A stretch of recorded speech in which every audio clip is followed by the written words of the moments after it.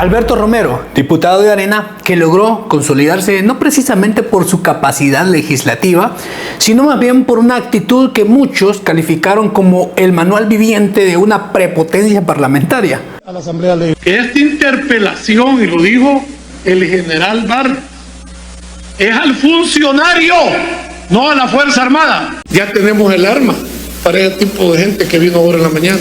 Los agentes que tenemos de protección a personalidades tienen el derecho de agarrarlos y de entregárselos a la policía. De la localistas.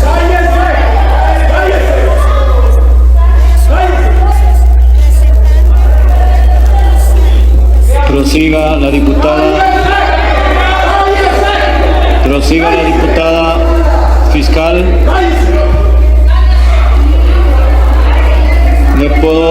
Quiero pedirle orden, por favor. Por favor.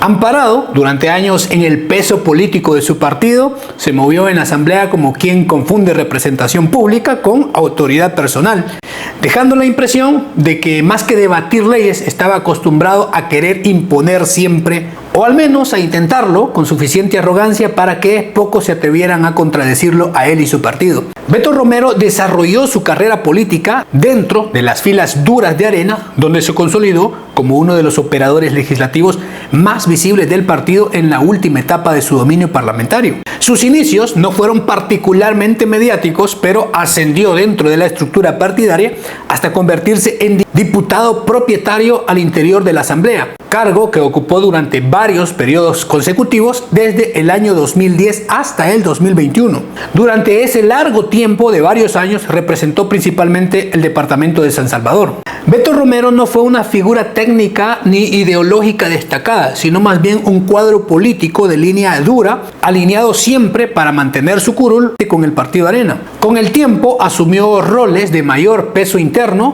llegando a ser jefe de fracción del partido Arena, una posición clave desde la cual coordinaba la estrategia legislativa, negociaciones políticas y disciplina partidaria. Incluso llegó a presidir sesiones plenarias en la Asamblea a falta de la presidencia oficial. Su perfil se caracterizó por una presencia constante en el Pleno, intervenciones confrontativas y un estilo directo que lo llevó a ganar notoriedad pública. Sin embargo, su carrera también quedó marcada por controversias que terminaron eclipsando su trayectoria política, especialmente tras el cambio de correlación de fuerzas en la Asamblea a partir del año 2021. En uno de los episodios más reveladores de su estilo, Beto Romero llegó a declarar que el presidente Bukele debía avisarles antes de presentarse a la Asamblea Legislativa. Algo así como hacer una burocrática cita previa, advirtiendo incluso de que si no lo hacía no lo iban a dejar entrar, como si el acceso a este órgano del Estado para un presidente dependiera del permiso de un diputado de Arena y no de un marco institucional. Que me avise para que lo dejen entrar, porque si no nos avisan no lo van a dejar entrar. Entonces lo primero es que nos avisen qué día y qué hora va a llegar, para que lo estemos esperando. De esa forma no podemos votar, llegue el presidente o no llegue el presidente. Aquella frase, más que una defensa institucional, sonó a un despliegue de soberbia política propio de quien se acostumbró durante años a ejercer poder sin contrapesos, confundiendo la autoridad legislativa con una especie de control personal sobre las puertas del Congreso. Y la caída de Alberto Romero no vino con discursos incendiarios, sino por números fríos que no cuadraban. La sección de probidad de la Corte de Justicia detectó un incremento patrimonial no justificado que sobrepasaba el $1.000.000, una cifra demasiado grande para esconderla detrás de un salario legislativo, depósitos bancarios sin respaldo, movimientos financieros inconsistentes y bienes adquiridos sin explicación sólida terminaron desmontando la narrativa del político ordenado.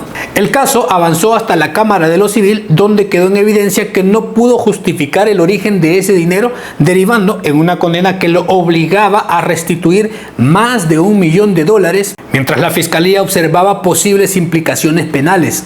Al final, el diputado, que durante años habló con autoridad desde el curul, terminó reducido a un expediente donde cada cifra parecía repetir lo mismo.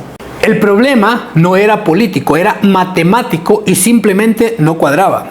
El caso de Beto Romero resultó particularmente revelador porque expresó la vieja lógica del poder político, la confianza en que el fuero constitucional funcionaría como un escudo permanente. Aún enfrentando un juicio por enriquecimiento ilícito, Romero se mantenía como diputado en funciones, protegido por esa inmunidad que en teoría dificultaba cualquier acción penal inmediata. Todo indicaba que le apostaba a ese blindaje institucional como última línea de defensa, como si el cargo pudiera suspender las consecuencias. Pero el cálculo falló, la presión judicial avanzó, el cerco institucional se cerró y lejos de garantizarle impunidad, su posición terminó siendo insuficiente para evitar que el caso escalara a lo penal. Un día de plenaria, según trascendió, alguien le filtró a Beto Romero que su captura sería inminente en el caso penal. El mismo diputado que durante años habló con tono de mando decidió que esta vez lo más prudente era desaparecer discretamente, porque Arena ya no tenía poder. Y a media sesión, por la tarde, abandonó la asamblea sin previo aviso, como quien sale por un café. Incluso él aseguraba que iba a buscar algo para el almuerzo. ¿Y en la una? ¿Vamos a comer?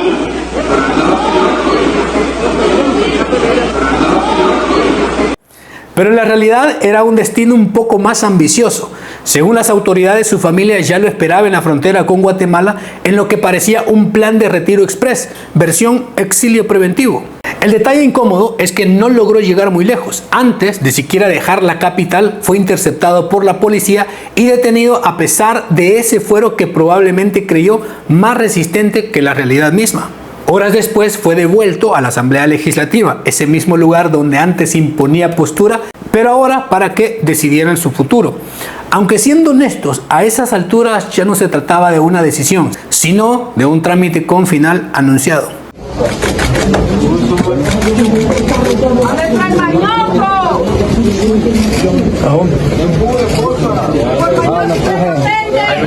Ahí lo llevan, ven. Ahí va. El proceso en contra de Alberto Romero fue literalmente un antejuicio en modo acelerado. Todo comenzó en agosto del 2023, cuando la Fiscalía presentó la solicitud del desafuero.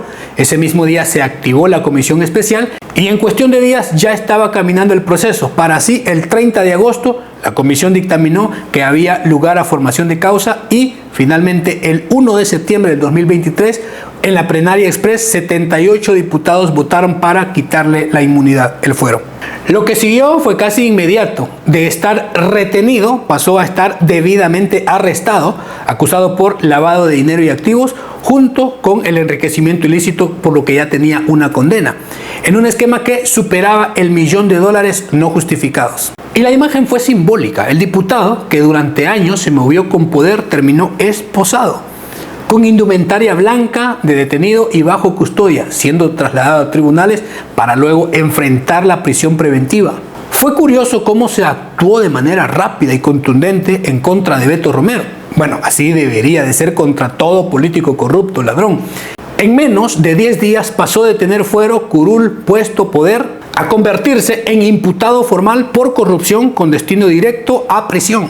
Al final, la figura de Beto Romero terminó desinflándose con una ironía casi perfecta. El diputado que durante años levantó la voz y repartió órdenes en la Asamblea, convencido de que el poder era permanente, acabó reducido al silencio de quien ya no tiene margen de maniobra. Le avisaron, intentó escapar, moverse, confió en el fuero como diputado, como si esto fuese un escudo absoluto, y aún así no logró escapar. Aquella seguridad con la que enfrentaba a cualquiera desde su curul se transformó en una retirada apresurada y finalmente en la aceptación inevitable de un destino marcado por acusaciones de corrupción. Porque al final, más allá del cargo, los privilegios y el tono altivo, la realidad terminó imponiéndose y no hubo discurso que detuviera la justicia.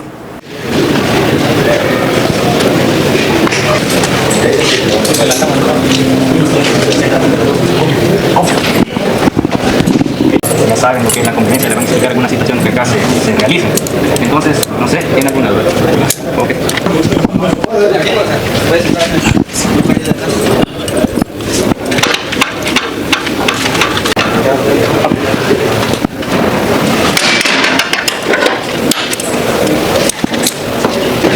Un juez, después de revisar toda la evidencia, decretó que continuara detenido después de la primera audiencia en la que se le imputaron los delitos de enriquecimiento ilícito y lavado de dinero vinculados a su incremento patrimonial injustificado.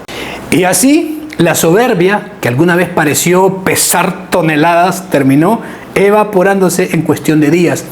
Beto Romero pasó de moverse en la seguridad de ser intocable a descubrir, quizá demasiado tarde, que el poder prestado no es un blindaje eterno. Cuando su partido dejó de tener el control que lo sostenía, la caída fue tan rápida como predecible. Sin favores, sin protección y sin la red que durante años amortiguaba cualquier golpe, el discurso fuerte se convirtió en silencio obligado. Al final, su historia funcionaba casi como advertencia involuntaria. En política, algunos confunden el cargo con impunidad, hasta que la burbuja se revienta y, como en el caso de Beto Romero, todo ese aire de autoridad se desinfla de golpe para dar paso a algo mucho más terrenal, tener que rendir cuentas. Beto Romero pasó de gritar en el pleno como si tuviera altavoces incluidos a descubrir que en prisión el único discurso que sí funciona en ese ambiente es en silencio. Antes interrumpía a todos, gritaba con garbo, pero desde aquel tiempo aprendió la regla básica de la justicia y de prisión: escuchar, asentir y mejor no opinar. Porque hay escenarios donde el silencio ya no es una opción elegante, sino requisito de supervivencia. Pero, ¿qué opina usted sobre el caso del exdiputado Beto Romero de Arena, que en efecto era bastante arrogante? Saque su conclusión, dejen en los comentarios. Gracias por apoyar la comunidad en los videos. Cuídense, nos vemos. Hasta la próxima.